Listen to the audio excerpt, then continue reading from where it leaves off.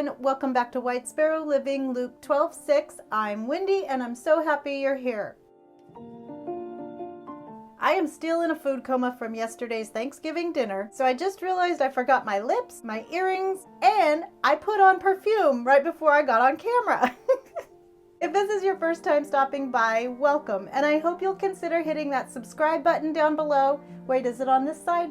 And I hope you'll consider hitting that subscribe button down below, as well as the little bell right next to it, so that you can be notified every time I upload a brand new video. If you like these projects, don't forget to give them a thumbs up, comment, let me know what you think. And now, without further ado, let's get started. I found this adorable little collection of Fair Isle pieces from the Dollar Tree, and I love that they're so wintry and pretty in this beautiful red. And so I picked up all the pieces that I could find that had this pattern, including this gnome who is pretty big, and I was really excited to find him. Again, hidden on a shelf somewhere, and I think somebody was setting him aside, and that's the only reason I was able to find him.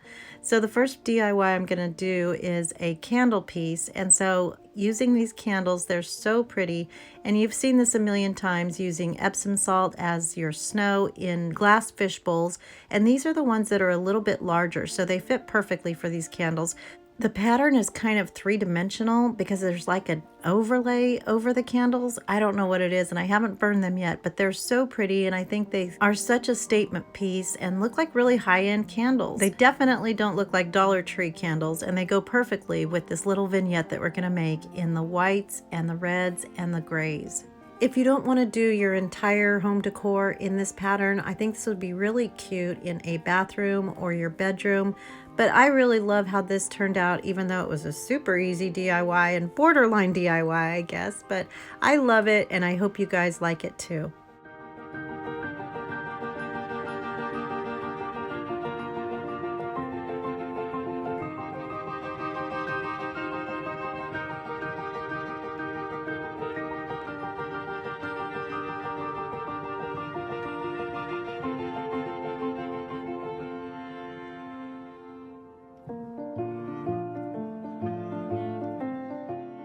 For our next DIY, I'm going to be using 3 of these butter cookie tins, and as you can see, one of them didn't quite make it to the time that I'm making this video, but when you buy them, they are full of those really good butter cookies, so you do have to empty them out, and I'm sure you won't have any problem trying to get rid of the cookies. I also used 2 packs of the wooden stickers, and I'm just using the snowflakes, so I cut the strips off of those and left them on that plastic backing so that I could paint those. So now I'm going to use my Waverly chalk paint in white, and I'm going to paint one of the tins white and 2 of the lids white, and then I'll paint 2 of the cans in my Waverly chalk paint in crimson, and then 1 of the lids in the crimson. So you'll have 2 white lids, 1 white can, 2 red cans, and 1 red lid. And then I'm going to paint all of my snowflakes in the red as well.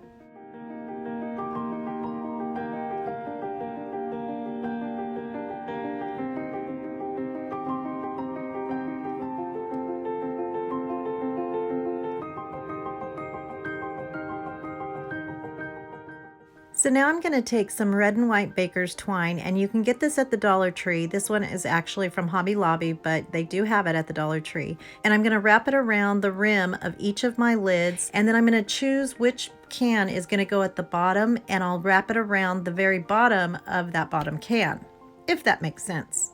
So then when you stack them, you'll have the twine at the very bottom, and that'll be a red can, and then you'll put a white lid on top of that first bottom can, and then you'll have a white can with a white lid, and then you'll have a red can with a red lid. I think I just made it a little more complicated than it really is, but you can see what I did here. So now I'm going to take some of this placemat that I've used in a couple of other DIYs, and I like the pattern on it because it has some texture. So I went ahead and just cut out the little triangles, and I'm going to place them individually one by one going up and then one going down. And I think it has that texture of the sweater in our Fair Isle striping.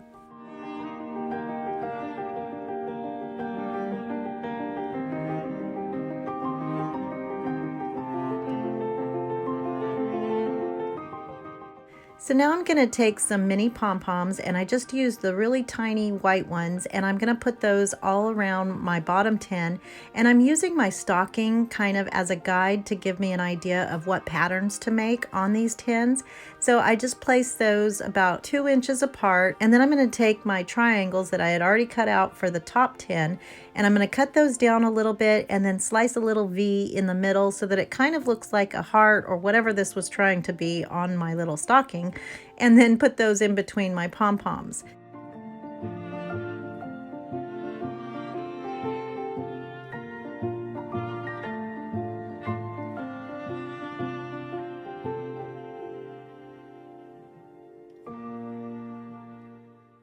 So now I'm going to take my wooden snowflakes and I'm going to hot glue those around my white tin. And I really should have painted the backs of my snowflakes because it is a flat snowflake going on a rounded surface. So it does peek out a little bit. It's not the end of the world, but if you're giving this as a gift, I think that would be a nice finishing touch. So now at the top of my stocking, there's this little white furry part. I'm going to mimic that using this white chamois from the Dollar Tree, and I'll just cut out a circle and then place that on the top of my can. And then I'm going to use this sleigh ornament and a smaller tree, and I just adjusted the greenery on the side of my sleigh and then added some more of the baker's twine, made a sweet little bow, and then wrapped that around that greenery.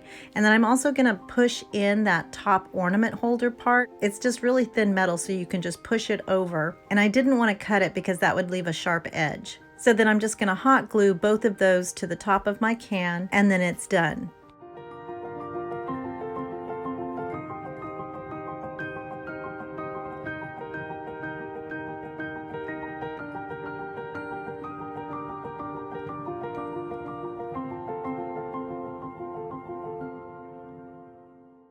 And here it is all finished, and I think this turned out so cute, and it looks adorable with the rest of the vignette that you'll see in a moment. And if you're a baker and you like to give away goodies at Christmas time, this would be the perfect way to present those items so that after the cookies have all been eaten, the recipient is still left with an adorable home decor Christmas piece. But I love how this turned out, and I hope you guys like it too.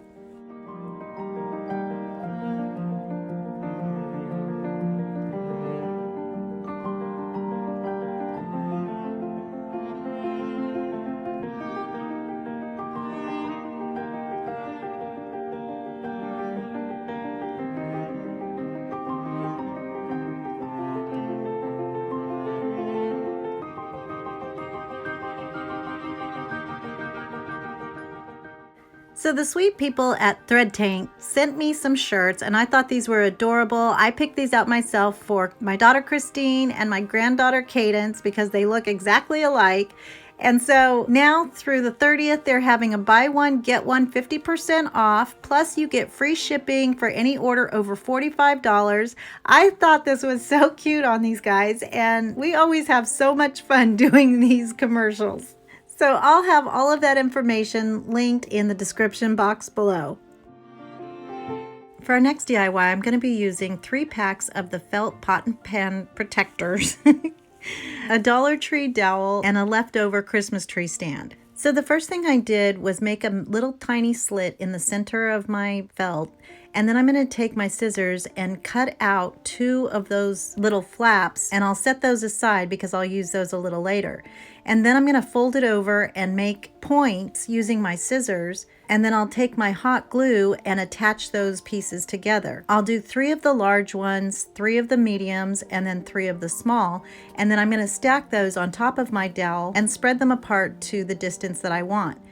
And then to make sure that you can see all of the little flaps, I alternated them so that you have one going right in between the opening of the one right above it. And then once you get it into the right spot, you're going to hot glue that by just putting a little bead on the dowel and then just sliding it up and down so that the glue gets underneath the felt and it'll stay in place. So I'm going to add some hot glue into my Christmas tree stand, and then I'll put my dowel in there, making sure that it's standing straight up. Then I took a medium-sized ornament and I'm going to cut off the end using my wire cutters, and that'll give me a hole that fits perfectly over the top of that dowel. So originally my plan for this was to be a Christmas tree, but when I put my ornament on the top and then added my baker's twine bow, it started looking like a body. So I decided instead to make it into a pretty Christmas angel. So a few days ago, I teamed up with my sweet friend Heidi from Heidi Ensemble DIY, and we did a 10 on Tuesday collaboration where we made 10 Christmas decorations all in one video. And so in hers, she had made a sweet angel with some wire, and I got this idea from her video. And I'll have that listed in the description box below so that you can see how she made hers. But I needed something light to go on the back of this to become an angel. So I thought this would be the perfect solution to add wings to my angel. So I'm just taking my red Dollar Tree wire, and it's really flexible. So I just made a figure 8 3 times and then attached it in the middle by just wrapping it around. And then I'm going to take a big needle and some more of the baker's twine and attach it to the back of her dress, because now it's no longer a tree, it's her dress. And then I took a little bit more to make a little halo for her and hot glued that to the top. Then I'm going to take my extra felt pieces and hot glue those anywhere where I think it needs to be a little fuller, and she's all done.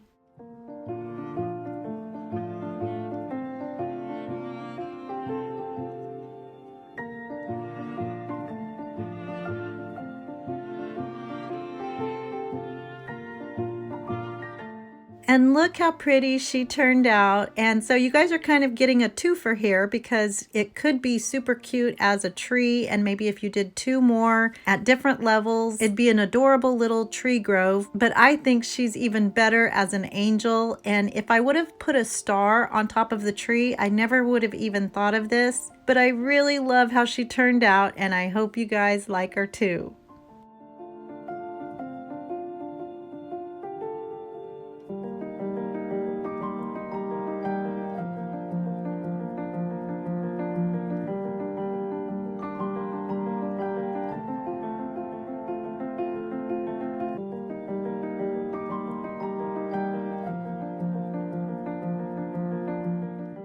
For this DIY, we're going to be using an 18-inch wire wreath form from the Dollar Tree, 8 rolls of mesh, and 2 of our little gnomes, the big one and one of the little ornament guys. So after about 24 takes of this voiceover, I've determined that it is a lot easier to do this project than to explain it.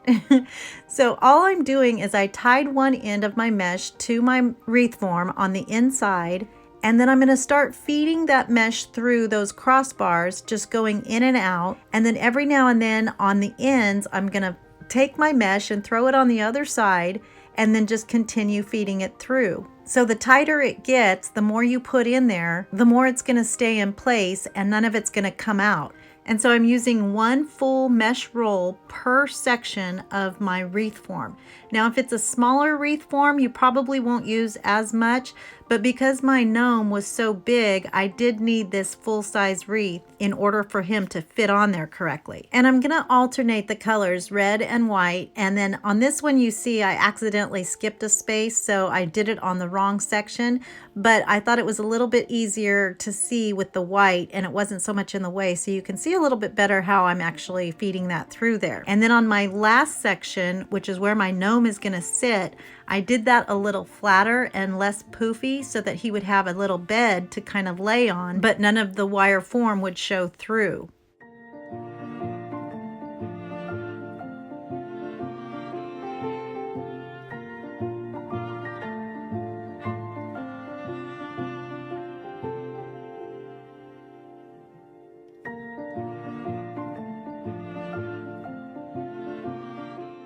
So then I decided to add some gray mesh to this. So what I'm going to do is just take about a 14-inch piece and roll it at each of the ends and then crumple it in the middle. And then I'll take a chenille stem and wire that right in the middle of each of my big poofs.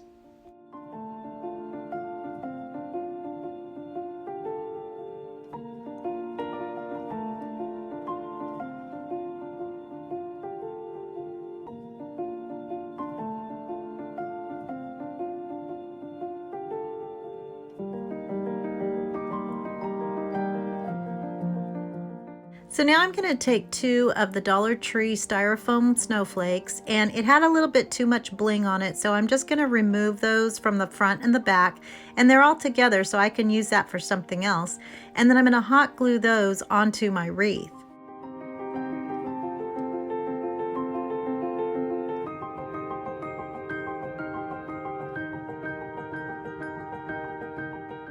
So then to attach my gnome, I'm going to take my big needle and some baker's twine and thread that right into his bum and his back and into his hat.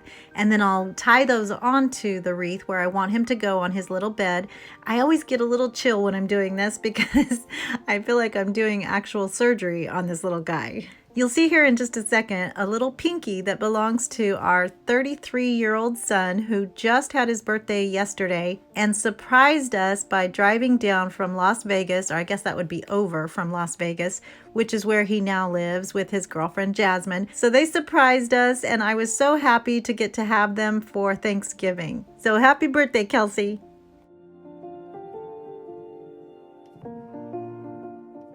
Did you see how cute his little pinky is?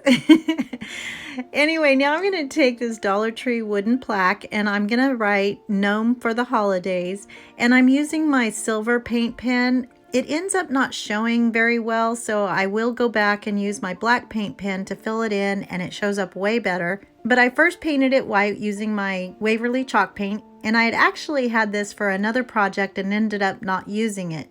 But I'm going to leave enough room on the left-hand side for my little gnome to go on, and then I'll glue him once I get my sign painted. And then I'll attach that to the upper left-hand corner.